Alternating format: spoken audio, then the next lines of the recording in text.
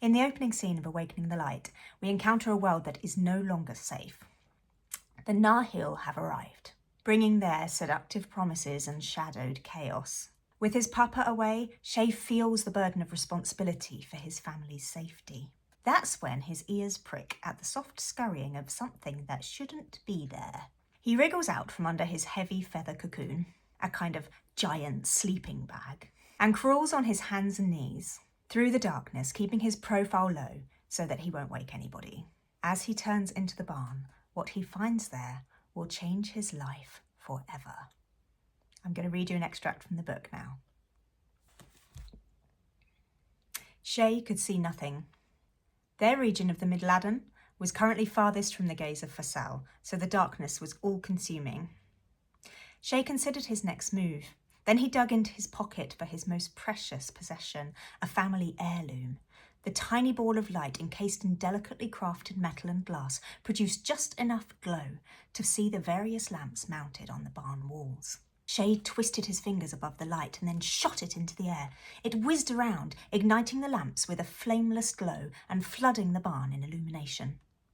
Shay's eyes focused on the straw. He desperately hoped it wasn't. But if it was a Nahil, light was his best weapon. Now he could see it. The stack wasn't high enough to hide one. He released a sigh of relief. Perhaps it was just a Bovar escapee. He continued concentrating, and after a few more seconds came a squeal, then a tremor. "Got you!" He sprang forwards and drove into the straw stack, pulling a heap to one side to reveal a tiny, shivering little wretch of a creature. This was no Bovar.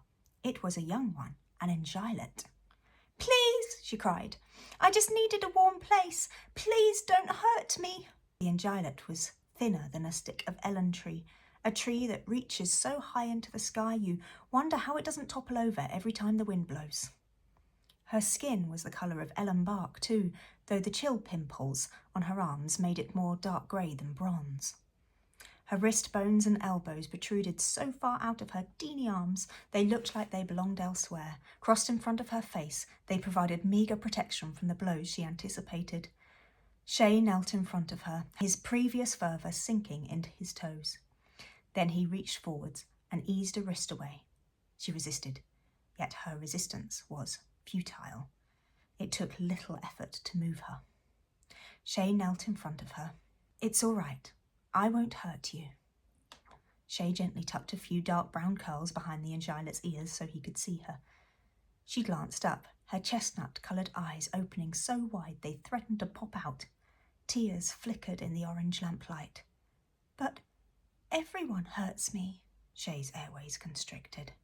He removed his hand, settling it into his lap, then took a deep breath. "Nobody will in my papa's house."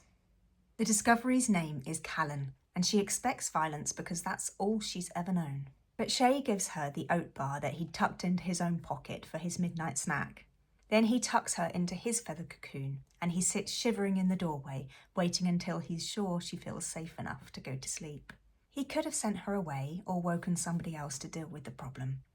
But that's not who Shay is. Shay begins this story believing that he doesn't matter. He's spent his whole life being dependable while others shine. But when his formidable sister falls victim to the Nahil's schemes, it's time for Shay's dormant gifts to awaken. And Shay discovered that it's often the quiet ones, the overlooked ones, who are exactly who the Creator will choose when darkness threatens to consume everything. What if your gift isn't being the loudest in the room? What if it's noticing the soft scurrying that others ignore?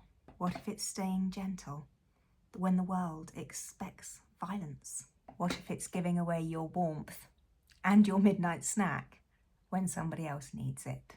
In a culture that celebrates platform and performance, I wanted to create a story that celebrates faithfulness and kindness. Of all the characters I've created over the years, Shay is very close to my heart. I hope that you'll love him too. If you're a teenager who feels sidelined, I hope that Shay can feel like a friend. And if you're raising one, I hope this is the kind of story that you want on their shelf.